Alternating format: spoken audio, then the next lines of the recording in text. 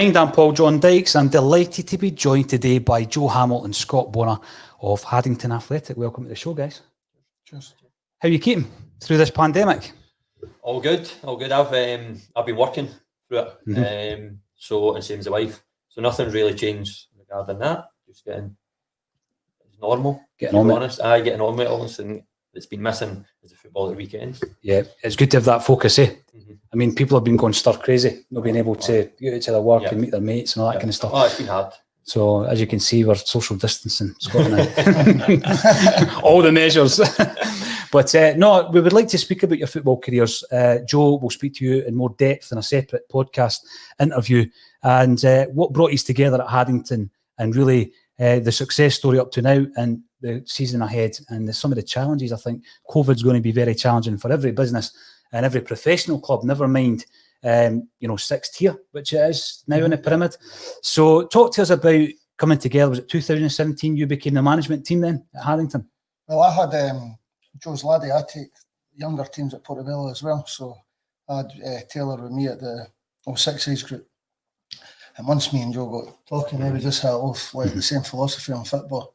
The way we work, the style of football, we want to play for the back and attack it in. And so we just really, our ideas sort of like bounced off each other, and when you get that buzzy, and then I'd dipped my toe in it on with Stan, and then George spoke to me and says, would I like to run the coaching capacity at Haddington? And that was that for myself. That was like my next step because I've been at Byrne's football for about, 14, 16 years at the time. So I was actually looking then to go into the adult side. Like I've took like under 20s and things like that, but to learn as well. You're a brave man taking Byrne's football. What's the biggest challenges at the parents on the sidelines?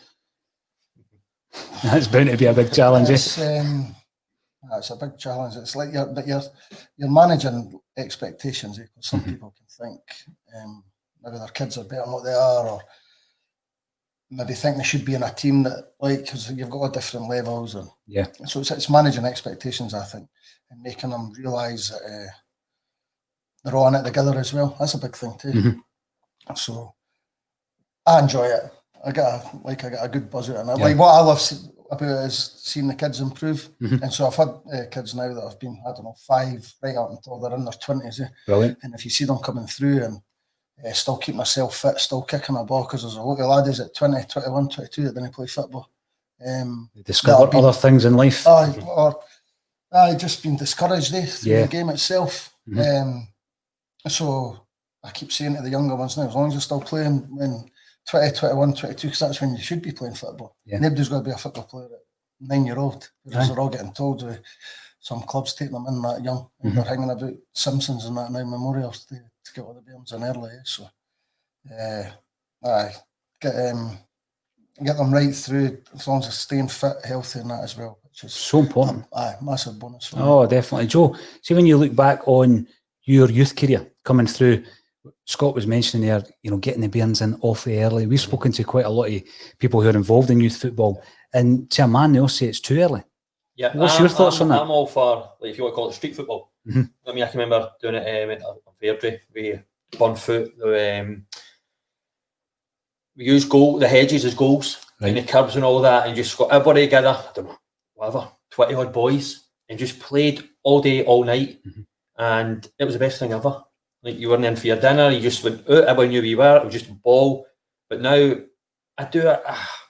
I'm not a fan of sort of taking kids in, really. I'm not, that's being honest. I think you should play with your mates, enjoy it. I think once you go in, there's maybe other things, but I do think the enjoyment goes from it, to be honest.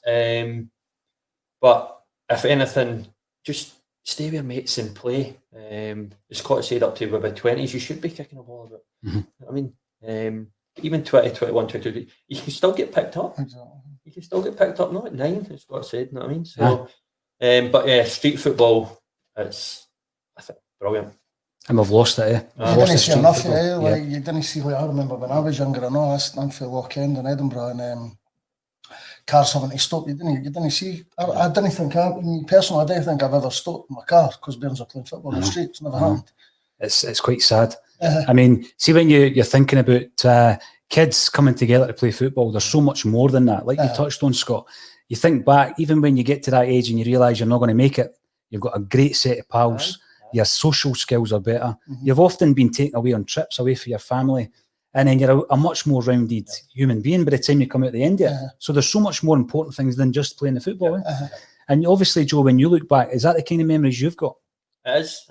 I always just remember the group of boys used to hang about. You said mates, you became that close, and no matter what happened, you stuck together. And just bringing back memories, it was class.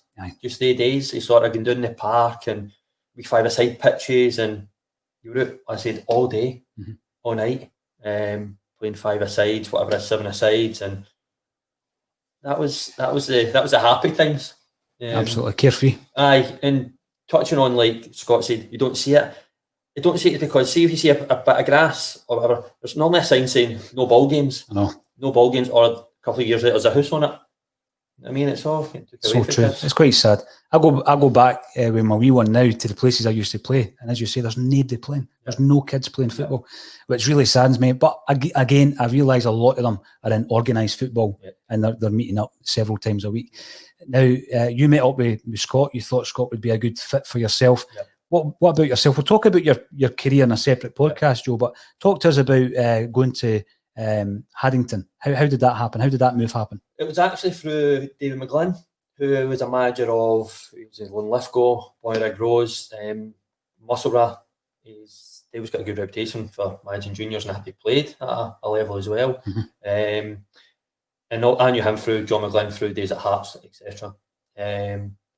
Davey phoned me up at the time he was at Bonar. He says, "Do you want to come in?" At that stage, I wanted to get into coaching. I think I was at Airdrie or for Martin playing as well, but I wanted to try and get into the coach side. So he phoned me and says, "If you want to come in and play and help me do some coaching and get the ball rolling," I said, "Definitely." Bonar, we went, enjoyed it. Actually, I thought it was really, really good. It's a big step from playing, and all of a sudden you sort of try to tell adults what to do, because I've been quiet, you know what I mean, through my days. So then I said, Davey went to Lithgow, I went with him. Davey left, I left Lithgow. Davey went to Haddington, and he phoned me up and says, "Do you want to come in?" He says, "Now you." He actually sort of done me. He says, "You'll just coach." He said, "You'll be my assistant." But I turned up, he's like, "Can you just play?" So, but to be fair, which is fine. Sort of look after myself, and since then, so Davey left, and the club had a meeting. Came to me and says, "Would you like to run the team?"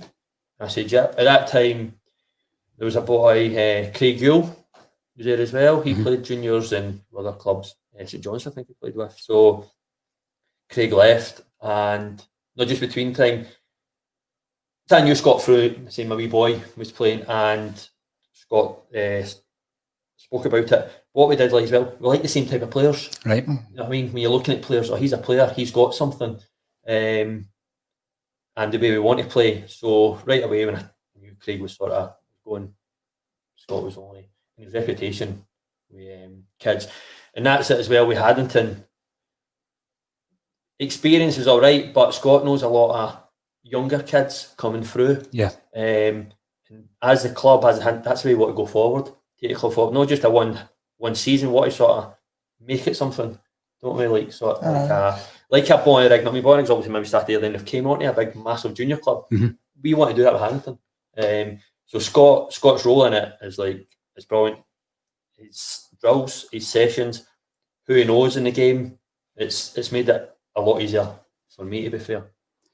Scott, you spoke about a football philosophy. How difficult is that at your level? Because obviously, you know, if you're going for a result, sometimes the sulky football or the attractive football might go out the window. Is it difficult to implement that at this level? I think that was maybe one of the things when I first came on.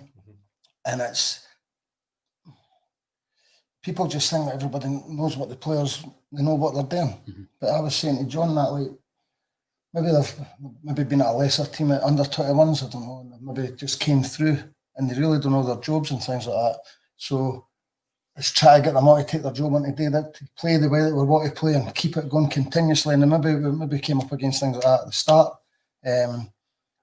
But with the change in personnel of it, because we've been through a massive transitional year last year, and now it's settled down with the players that have came on board. Yeah. So we're just ready now. We've got the foundation to kick it on. But like you're saying, like, but to be fair though, sometimes I think what we need to do, we need to learn to maybe go and win one now. So we all want to play nice, attractive football. But at the end of the day, if you want to win leagues, I think there's times where we've got to just say, look, play the surface, play the pitch, and maybe come away for the winning 1-0. So there's games that we've maybe got beat 3-2 and we've been outstanding playing football. But it was maybe a day or a whatever it was, because we're not in Spain, or we were in Scotland. So maybe I'm a culprit as well. Anybody's culprit, because in the 18-yard box, Joe play. I'll try and play. But I want that as well. But we need to sort of who we're playing against in the pitch, etc. We need to try and get around. But I totally like, because you can get anybody in to just go and kick the ball. Anybody can. I mean, anybody can get anybody in, but we want to sort of, even not at this level, right? But we've got kids, 16, 17, 18. We want to sort of move them on to bigger and better things, to be honest. So we're trying to help them. We're not just sort of getting them in, we've got a team together. We're trying to get them to move forward and progress. But with season going ahead, we will need to look at that rather than obviously the sulky football, and it is nice and blah blah. But we're hoping, Joe, as well. Like a lot of the kids with a year under their belt, so we've got laddies that have got real quality, but a lot of people wouldn't give them a chance at 17.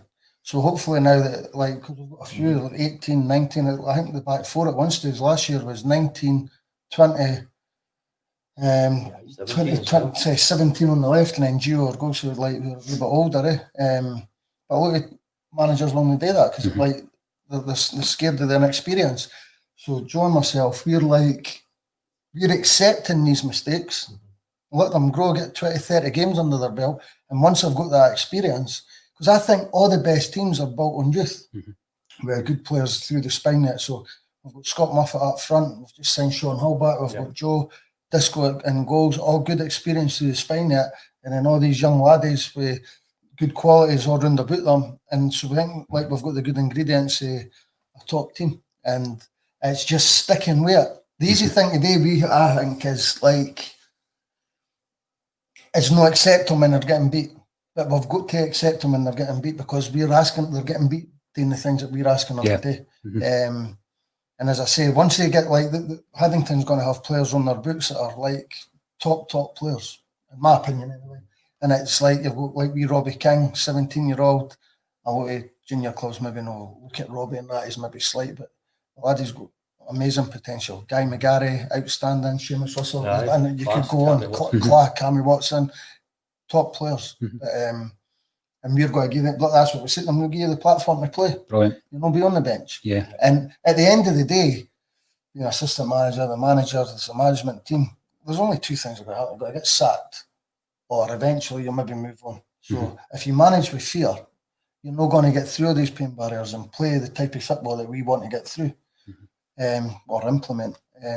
So I'm a great believer in the youth, and the good thing about that, once you break the back of it, and all these laddies get the experience, there's hundreds of them coming through that we know, like through youth football. Absolutely, yeah. Just with me being involved in youth football, Joe obviously now coming through with his laddie and seeing like two, three different age groups all kicking about outside where he stays. So, and there's like an abundance of talent in Scotland as well. Well, that's that the annoys thing. Me. That's the thing again, Scott. There's Jimmy Johnston's all over the place. This is the thing. This is a frustration. You know, see, when you look at back in the day when you played senior football, and a lot of the senior clubs relied on junior clubs to help with the development of the players, and they were farmed out right up to your day. I mean, it wasn't 100 years ago. This happened fairly recently. And I know you're not in a junior game, but a lot of the junior clubs have obviously made that progression. And some people still refer to it as junior. And in time, that I'm sure that will change. I mean, are you at a stage where you're looking at players, you're thinking that you can still give that platform for a young guy who's maybe 17, who might end up in the top 4 divisions in Scotland? Definitely. We've also spoke to other clubs, like senior clubs, to try and get their young kids to our level as well, because I've seen clips in that. It's like you're coming into an adult's environment through there. I mean, like playing maybe 17, 18 against Hearts, against whoever. There's not really there's no an edge to it. Mm-hmm. You know what I mean? You learn more at this level. Yep. Or even. I mean, even if you're in a game and there's only like 200, 300, 400, there's still in it, and you're expected to win. Absolutely. It's different than under 18s, and it's just I'm not against pro youth but I think we've got 17, 18-year-olds that'll be learning more playing our level than you will have laddies that are in academies playing under 18 football. Yep. 1,000,000%. Yep. And you're playing the players like Joe, who's been down to Leicester, has played at like they've got experience. So when they're talking to you, when they're playing, you can't because there's no result football now, is there? No, this is it. It's a big missing link. So you can't beat that. So you're not playing with all these pros. You're just playing with your own age group, and then you maybe get flung into the first team. Yep, and there's a massive bridge there. Massive gap. So see, Joe, when you played, the reserve league was still up and running, yeah? That's right, aye. How big a loss is that to the Scottish game? Huge. That was your that was where Monday night we used to play reserve games at Stirling's ground, Stirling Albion's. And you did look forward to it, to be honest. Because you were, that age I was, say 16, 15, 16. We played Rangers, but they used to have a couple of first team players, like big names, like wow. But nowadays, what are they doing? I mean, they play maybe travel down south and play one game every 2 months or something against somebody. Mm-hmm. So they're just training and not getting any that life experience of playing week in, week out. But it's huge. It's a huge loss. You see a lot of the kind of the upper echelons of the league. Their teams, young guys are 21, 22. They've barely kicked a ball. Right. You know, and at that stage, the only way is they're lost to the game or they go right down the divisions because the development's been stumped, you know. See, this is what I was saying earlier. Like, so we're getting all these kids in at 9, 10, 11-year-old and selling a dream to them, right? Mm-hmm. So they're basically selling a dream. You see the amount of kids that I've said to Joe, I remember this lad, and I phoned them up, and I'm not playing football anymore, Scott. I'm saying, you're a top player. And I said, this is when you should be playing football. Mm-hmm. And I'll be like, just come to training and see if we can get the buzz back. But they're just, I mean, even when I was 21, I still thought I was going to be a player. So I had trials with clubs and everything. I still had it in my head, I'm still going to be a football player. I still think that. But laddies nowadays are thinking that they're not going to be a football player at 14. It's a shame. And I think that's what's wrong. So, what am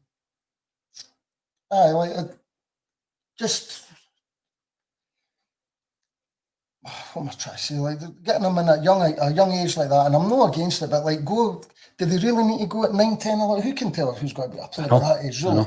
Exactly. I've seen players that are going to be unbelievable, and they're 9-year-old, and they're talking about them scoring all these goals and 7-a-side goals, and the wee goalkeeper can't save it, and going on about unbeaten runs for 2 years. Man. Let these play, man. Exactly, I know. So see, looking at Haddington, for anyone who's watching a state of mind, who's not aware of the makeup, you mentioned there, for attendances, for example, how many punters come through the door? Depends who you play. If you play your local, your Trinents, Dunbars, your local teams, then and it's a decent day, Muswell, you get a decent crowd. A few hundred. Mm-hmm. But other than that, you do toil, you do struggle. Aye. And that's where the club rely on, also people trying through the gates and sponsor money, things like that, to keep going. But yeah, it's just, and it's a shame because there's some great players in the juniors, if you want to call it. There has been, but yeah, we rely on your local derbies to try and get as much people through the gate as possible, and even some cup runs. Mm-hmm. So we're talking about local sponsors, people who have got a passion for football and for their local teams, etc. And just over your shoulder there, Joe, you've got JBMs who assisted the club with the floodlights last season. And again, probably as a typical football fan, I don't know the ins and outs of what happens with regards to the stipulations to allow you to play in the Scottish Cup, for example. So when it comes down to floodlights, there needs to be a specific standard, and it's costly. Yes. So it's pricing a lot of clubs out of the game. But your club is now in a position where you can compete in the Scottish Cup. Yep, thanks to John and his company for helping us out. But it's not even just the lights; they sort of kept moving the goalposts. I mean, like, you have to have a first aid room, you have to have a female toilet.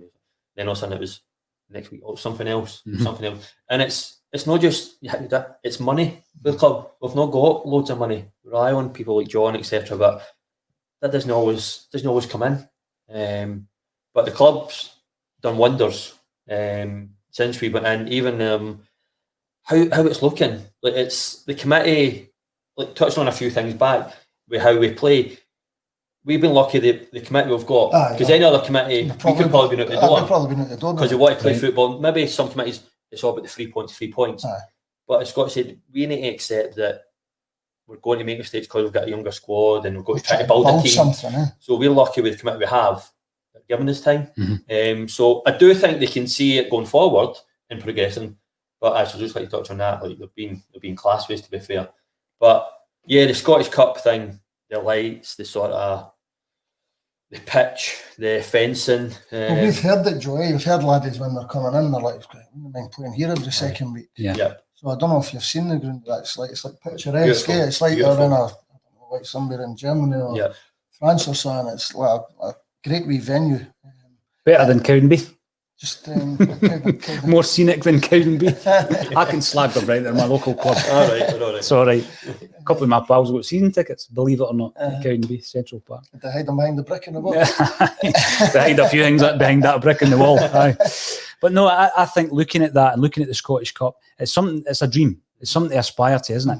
And it'd be great maybe in the coming season if there's, beyond a couple of rounds, there's a big... We've seen it. We're talking about Pennacook Athletic.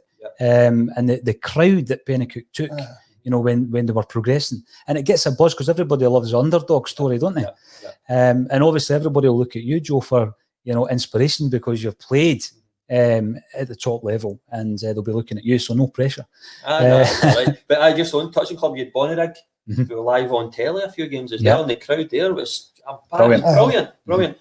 Partick, Broxburn, they could be run as well. So see, that's what the Scottish Cup's about, and it's making it see like with George Hunter and that squad. I've seen George when I was younger. That's a dream for that lad. He was on the telly scoring goals, and that to me that's the magic of the Scottish Cup. And it's good that they're now like getting a bit of exposure on a Friday night for this, just like what they do with the English FA Cup. So it can only be beneficial for the game. It's the fairy tale.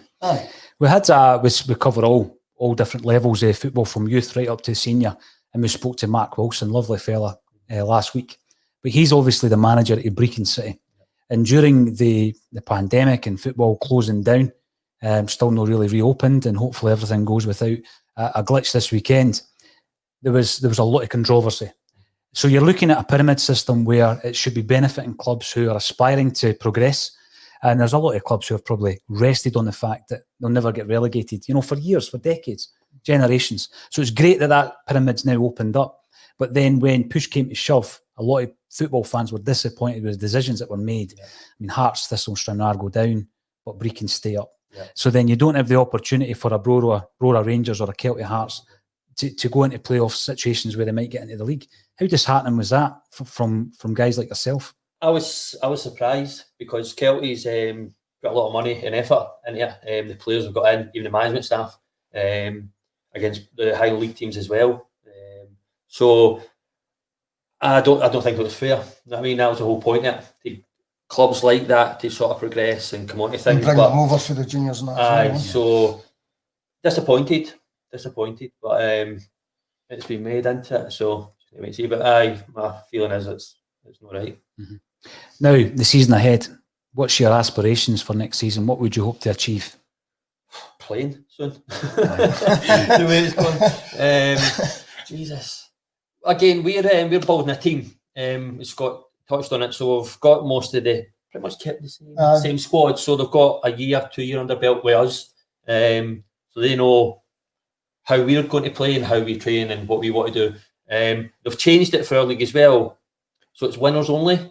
Next season there, it was like first and second, you still got a chance. But it's like you need to win the league to take it out, right? Pretty much. And that's our aim.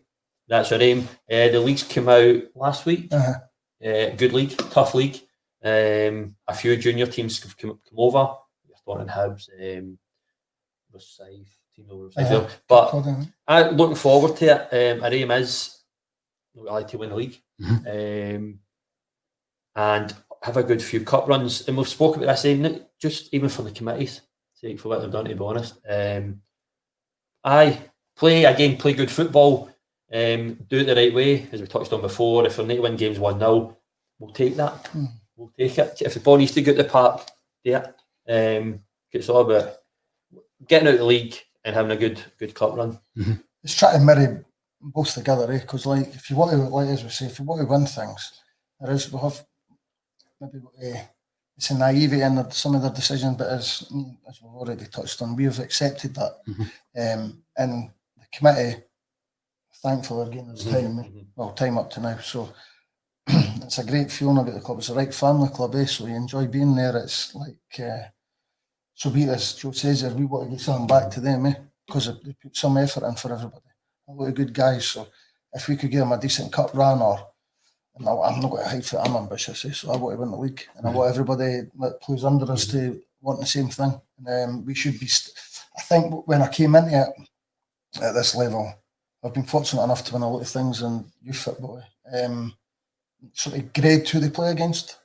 So if you're playing Bonar, it's all right to get beat 2-0 and play all right. Right. If you're playing somebody in the middle, you're expected to win, but it's like it's no be all and end all. And if you're playing somebody below you, should be winning 4-5. So we shouldn't be grading anybody. We should be playing everybody how we're playing Bonar. Yep. And that should be the mentality when we turn up at 1 o'clock. If you're walking into the ground, it should be total and utter focus on getting the 3 points and no grading who we're playing against. And if it is whatever we're asking them a day, that's massive. Yeah. Because you can. I was saying that, Joe. I can sense it like it's a different. See, if you're going in, you're playing Bonar, the changing room's quiet. You can see it in their eyes, are focused. We need to get that emotion when they're playing if somebody's at the bottom of the league.